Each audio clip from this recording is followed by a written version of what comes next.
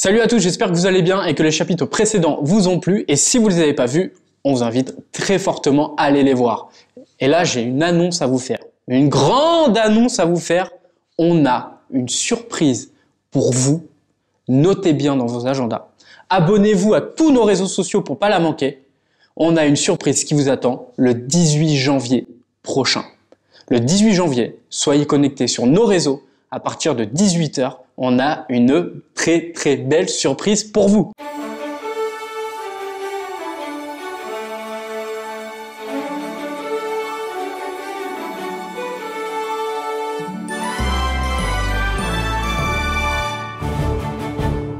Après cette annonce tonitruante, on arrive au chapitre 6. On va parler de conquête spatiale et de technologie. C'est parti! Alors faisons un voyage dans le temps, direction le 17 mai 1945, date à laquelle est créé le LRBA, Laboratoire de recherche balistique et aérodynamique à Vernon, dans l'Eure. Après-guerre, la France part en quête du savoir-faire allemand en termes de missiles et de fusées. C'est pourquoi 120 savants allemands spécialistes du missile V2 vont arriver à Vernon. Sachez que l'histoire du LRBA que je vous raconte maintenant va permettre à la France, et rien que ça, d'être la 3e puissance mondiale spatiale aux côtés des Américains et des Russes. Dans les premières années, le travail du LRBA va se concentrer sur la mise au point des moteurs fusées et du guidage des engins. Ces fusées sont évidemment créées, testées à Vernon et elles seront lancées à Amaguir dans le Sahara, puis après à Kourou en Guyane. Et pour l'anecdote, Véronique, c'est un acronyme, l'acronyme de Vernon et électronique qui a donné Véronique. Et c'est à ce moment qu'est née la tradition de donner un nom aux moteurs testés et créés à Vernon qui commence par V. Comme par exemple le moteur Vexin, Valois, Viking et Vulcain. D'ailleurs, à Vernon, il y a une fusée qui a décollé une fois. Et c'est la seule fois. C'est l'un des prototypes de la fusée Véronique, la version P2, qui a décollé de Vernon d'une 50aine de mètres. Les mecs, il leur reste juste environ 300 000 km pour arriver sur la Lune, quoi. Il y avait encore du boulot, non? Un petit peu, hein. Mais bon, c'était 25 tonnes de poussée. Tu pousses 25 tonnes, toi? Ma grand-mère pousse 25 tonnes. J'espère que la fusée avait moins de moustaches.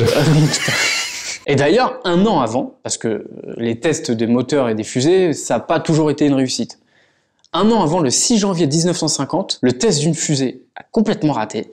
La fusée explose, provoque un rayon lumineux tout autour de la ville, à plusieurs kilomètres à la ronde, des tremblements ressentis de Mantes-la-Jolie jusqu'aux Andelys, et en fait ça inquiète, et notamment la presse. On retrouve encore des encarts de presse de l'époque, notamment dans le journal local L'Impartial, qui retrace les faits. C'est là où on se rend compte aussi que les habitants, à l'époque, ne savaient pas vraiment ce qui se passait là-haut, sur ce site. Allô Houston, on a un problème. Le 9 mars 1963 sont inaugurées des installations pour l'expérimentation des moteurs de la fusée Diamant, qui sera tirée le 26 novembre 1965 et mettra en orbite le premier satellite artificiel français, Astérix. Et Obélix, il a été orbité ou pas? Et un peu plus tard, de 1962 à 1973, le projet Europa, premier projet de lanceur européen, n'est pas vraiment une réussite. Mais c'est en 1975 qu'arrive un projet, notamment la construction d'une structure européenne pour la conquête spatiale. C'est la mise en place de l'ESA. L'ESA va notamment permettre la mise en route de la fusée Ariane. Fusée Ariane, qui d'ailleurs est équipée de 4 moteurs Viking et aujourd'hui Vulcain. Et on connaît tous aujourd'hui la réussite d'Ariane. Et évidemment, comme le nom l'indique, des moteurs Viking ou Vulcain, ils ont été construits, créés et testés à Vernon, dans l'Eure. Et définitivement, Vernon et l'Eure sont la dernière frontière avec l'espace. Les activités industrielles du LRBA vont donner naissance à un autre site juste à côté, la SEP Vernon, qui deviendra la SNECMA. Ah ensuite... bah j'en ai pris à Noël là, tellement j'avais bouffé moi. Bah du SNECMA. SMECTA, qui deviendra la SNECMA, qui sera intégrée par la suite au groupe Safran pour devenir, après, Ariane Group. La LRBA va disparaître au début des années 2000 et ça va donner naissance, quelques années plus tard, à ce qu'on connaît aujourd'hui, à la réussite d'aujourd'hui, le campus de l'espace. Mais la conquête spatiale ne va pas s'arrêter là, elle va continuer grâce à Ariane Group, Car sachez que dans l'heure, la conquête spatiale continue. Aujourd'hui, à Vernon, on conçoit les fusées de demain. Ces fusées de demain seront capables d'être lancées et de réatterrir à la verticale sur leur pas de tir ou sur une barge.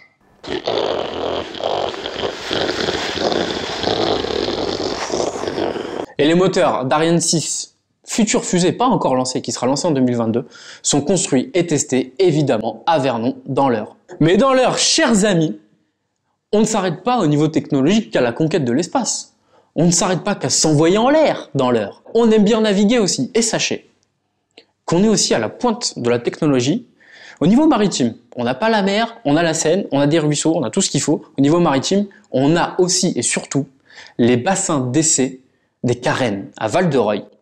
Et en fait, les bassins d'essai des Carènes à Val-de-Reuil sont à la pointe parce que c'est eux, en fait, qui imaginent, qui maquettent, qui designent les sous-marins français, des bateaux militaires français, civils aussi. Même des sous-marins étrangers comme les propulseurs, des engins sous-marins de la Royal Navy, rien que ça.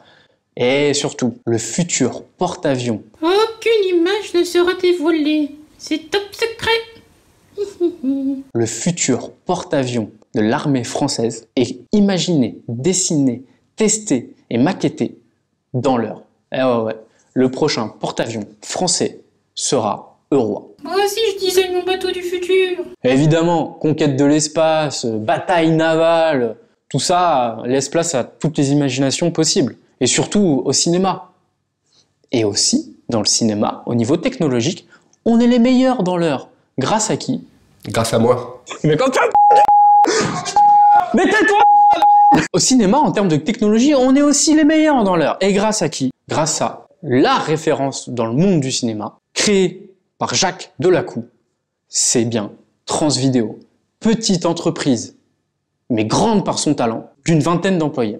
Tous les grands réalisateurs du monde du cinéma s'arrachent le matériel Transvidéo. On parle de Clint Eastwood, Martin Scorsese ou encore John Cazale qui a récemment reçu l'Oscar de la meilleure bande-son avec Bohemian Rhapsody, qui a été tourné avec le matériel de Transvidéo. Martin Scorsese et Clint Eastwood, si vous cherchez un acteur, prenez pas l'autre naze là.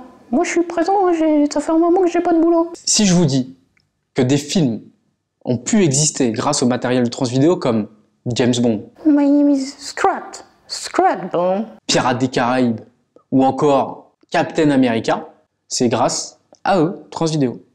Plus récemment encore, le mastodonte Netflix s'est tourné vers l'heure et notamment Transvidéo pour acquérir du matériel de haute technologie afin de produire leurs séries. Par exemple, The Walking Dead ou encore Stranger Things ont été filmés grâce au matériel de Transvidéo. Sachez que c'est Jacques Delacou lui-même qui le dit, qu'aujourd'hui 75% du son Netflix, quand vous regardez vos séries ou vos films préférés sur la plateforme, c'est Transvidéo, c'est EUROA. C'est pas la classe, non? Chers amis, j'espère que ce chapitre vous a plu. Et surtout, n'oubliez pas de vous abonner à tous nos réseaux sociaux. Abonnez-vous partout pour ne pas manquer la surprise qu'on vous réserve le 18 janvier prochain à 18 h. En attendant, je vous donne rendez-vous dès la semaine prochaine pour un voyage dans un autre temps, dans une autre époque. Ciao!